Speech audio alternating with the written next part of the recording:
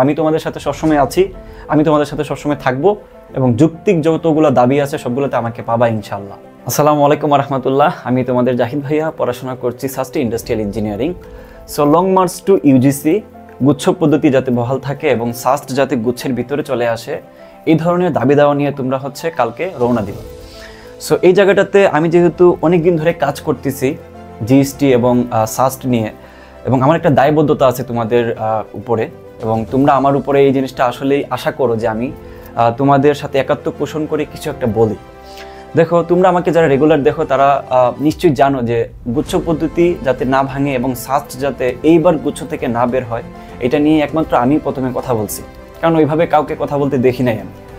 So এটা আমার কাছে যৌক্তিক মনে হয়েছিল। সো তোমরা অনেকে এটা স্বীকার করবা যে আমি আসলে এটা নিয়ে কথাবার্তা বলছি এবং চেষ্টাও করছি, কিন্তু আসলে আমার পক্ষে কিছু করা সম্ভব হয় নাই। আমি আসলে তো বড় লেভেলের কেউ হয়ে যায় নাই যে আমার দ্বারা আসলে কিছু একটা চেঞ্জ হইতে পারে, বাট যৌক্তিক কথাবার্তা বলা যায়।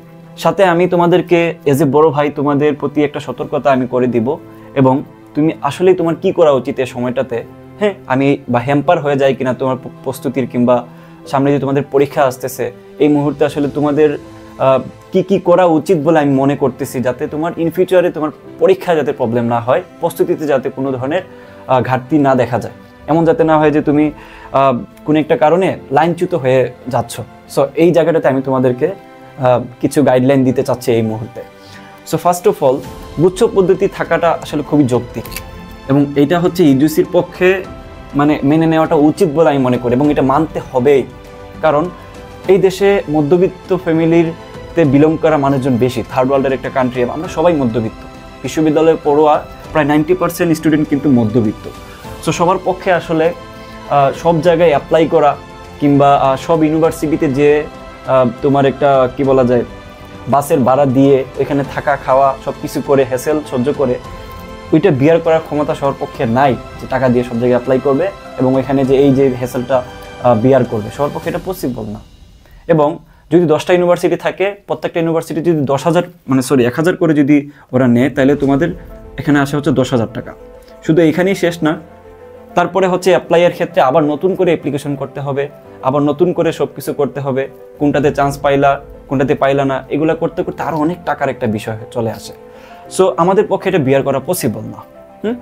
সো এই জায়গাটাতে আসলে গুচ্ছ পদ্ধতিটা ভেঙে যাওয়াটা খুবই অযৌক্তিক এবং খুবই অমানবিক হয়ে যাবে। সো গুচ্ছ পদ্ধতি যাতে বহাল থাকে, এটা নিয়ে আমি তোমাদের সাথে একাত্ম পোষণ করি। কারণ এই জিনিসটা মানে আমরা যে স্বাধীন বাংলাদেশের কথা চিন্তা করছি, আমরা যারা জুলাইয়ের অভ্যুত্থানে আমরা ছিলাম, আমাদের আসলে মূল উদ্দেশ্য কি ছিল? আমাদের মূল উদ্দেশ্য এটাই ছিল যাতে আমাদের সাথে জাস্টিস হয়। সো এটা তো একটা ইনজাস্টিস হয়ে যায়, তাই না?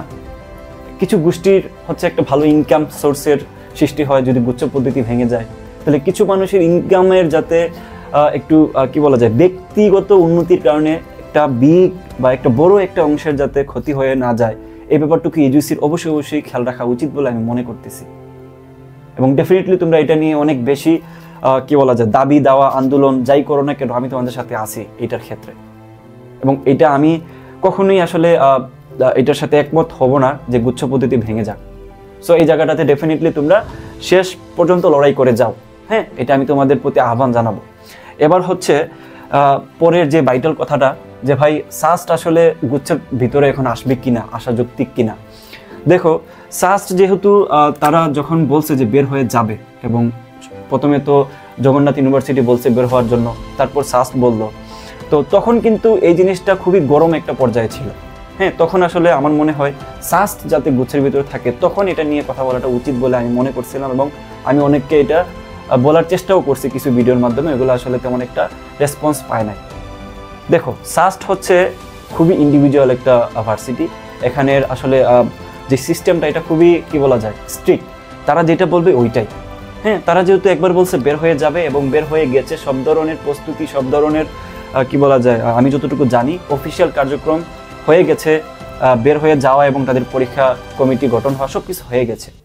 তো এখন যেহেতু ভেঙে যেয়ে তারা তাদের মতো করে সব কিছু সাজায়, তারপর এখন আবার যে তারা গুচ্ছের ভিতরে চলে আসবে, এটা আসলে কখনোই আমার কাছে মনে হয় না তারা এটা করবে বলে। বের হওয়াটা যৌক্তিক ছিল না, এটা আমি তোমাদের সাথে সত্যি একমত, এবং আমি এটা নিয়ে কথাও বলছি। এই বছর বের হওয়াটা যৌক্তিক ছিল না, পরে বের হইতে পারতো, কারণ একটা বছর তোমাদের হাতে সময় দিলে তেমন একটা ক্ষতি হয়ে যাইতো না, কারণ তোমরা তো জানতা না, যারা বিশেষ করে সেকেন্ড টাইম আর ফার্স্ট টাইমার ছিল, তোমরা এইচএসসি 24 বেস তো জানতা না যে সাস্ট ফুল সিলেবাসে পরীক্ষা নিবে, বের হয়ে যাবে। শেষ মুহূর্তে আইসা তারা হাইটা ভেঙে দিল। মানে জিনিসটা এমন হয়ে গেল যে তারা কাউকে তোয়াক্কা করতেছে না, তারা স্টুডেন্টদের কথা ভাবতেছেই না। সো এই হচ্ছে আমাদের সিস্টেম, বাংলাদেশের খুবই খারাপ সিস্টেম ভাইয়ারা। এটা এই দেশ আসলে বিলং করা বা এই দেশের সিস্টেমের সাথে তাল মিলিয়ে চলা, পড়াশোনা করা, এটা খুবই হচ্ছে একটা কঠিন একটা ব্যাপার এবং খুবই বিশ্রী একটা জায়গা। এখানে পড়াশোনার কোনো পরিবেশ নাই। এই যে একটা মানে কাহিনী বা একটা কাণ্ড করলো সাস্ট, এটা অন্যায় করছে, যেটা আমি সবসময় বলি, আমি এটা সবসময় আওয়াজ তুলে বলবো, কারণ তোমাদের কোনো দোষ ছিল না। হ্যাঁ, তারা 1 বছর আগে এটা ডিক্লেয়ার দেওয়া উচিত যে আমরা থাকবো না। তো যেহেতু বের হয়ে গেছে, আমার মনে হয় না সাস্ট আবার এসে ঢুকবে বলে, কারণ যত কিছু হয়ে যাক সাস্ট আর ঢুকবে বলে আমার মনে হচ্ছে না। হ্যাঁ, আমি মোটামুটি 99% শিওর সাস্ট হচ্ছে তার নিজস্ব জায়গায় বহাল তবিয়তে থাকবে। তাহলে তোমাদের কি করণীয়?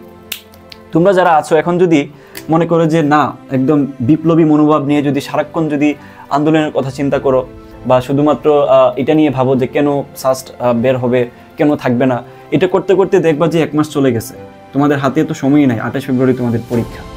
সো দেখা যাচ্ছে তোমার একটা সম্ভাবনা ছিল সাস্টে চান্স পাওয়ার, তুমি এতদিন যেই গাইডলাইন ফলো করে পড়াশোনা করছো, আমারটা হয়তো অন্য কারোরটা, তাইলে তুমি এটার কারণে দেখা গেল যে তোমার সম্ভাবনা নষ্ট হয়ে গেল। তুমি দেখা গেল যে এটাতে সময় দিতে যে তুমি আলটিমেটলি তোমারই লস হয়ে যায়, কারণ বাংলাদেশের অথরিটি তোমাকে কখনোই জিজ্ঞেস করবে না যে তুমি আন্দোলনের কারণে তোমার সময় নষ্ট হয়েছে, এই জন্য তুমি পড়তে পারো নাই, তোমাকে একটা সিট দিয়ে দিচ্ছি, এরকম কখনোই করবে না। তো যেহেতু সিস্টেমটা এরকম, তো তোমাকে একটু টেকনিক্যাল ওয়েতে আগাইতে হবে। হ্যাঁ, আমি আন্দোলন করব, যুক্তি কথাবার্তা বলবো, বাট আমার পড়াশোনাটা যাতে ঠিক থাকে। তুমি আন্দোলনের সময় একটা সময় তুমি আন্দোলনে দাও, আমি না বলবো না, কারণ এটা তোমাদের আসলে কি বলা যায়, অধিকার এটা। বাট তুমি বেশিরভাগ সময় তুমি তোমার ওই পড়াশোনার যাতে ডিস্ট্রাকশনটা যাতে না হয়, পড়াশোনা যে গতিতে করছো এতদিন ওই গতিতে তুমি করবা। আমার সাস্ট কোর্সে মোটামুটি 600+ স্টুডেন্ট ভর্তি আছে। তোমাদের সবার প্রতি আমার আহ্বান থাকবে, তোমরা ডেফিনেটলি পড়াশোনাটাকে সমান গতিতে আগায় নিবা, ভাইদের ক্লাস দেখবা, যেটা হবে ওইটা তো হবেই। বাট তুমি কখনোই ওই আন্দোলনের জন্য তোমার পড়াশোনাটাকে হ্যাম্পার করিও না, এটা বোকামি হবে, বুঝছো? সব কিছু করা পসিবল, তুমি তো সারাদিন আন্দোলন করবা না, তাই না? তুমি তোমার আন্দোলনের সময়টুকুতে আন্দোলন করবা, বাকি সময়টুকুতে তুমি পড়াশোনায় মনোযোগ দিবা। এটা তোমাদের প্রতি আমার মানে খুবই কি থাকবে যে রিকোয়েস্ট, এবং খুবই হাম্বল রিকোয়েস্ট থাকবে তোমাদের প্রতি, প্লিজ তোমরা এই কাজটা করিও না। ওকে, তো এই ছিল কথাবার্তা। কি উচিত বলে মনে করি আমি এটাও বললাম, তোমাদের সতর্কতা সেটাও বলে দিলাম, আর কি করা উচিত, কি হয়েছে না হয়েছে সব কিছু নিয়ে আলোচনা করলাম। সো তোমাদের যদি আরও কিছু জানার থাকে বলিও, আমি তোমাদের সাথে সবসময় আছি, আমি তোমাদের সাথে সবসময় থাকবো, এবং যৌক্তিক যতগুলো দাবি আছে সবগুলোতে আমাকে পাবা ইনশাআল্লাহ। আল্লাহ হাফেজ।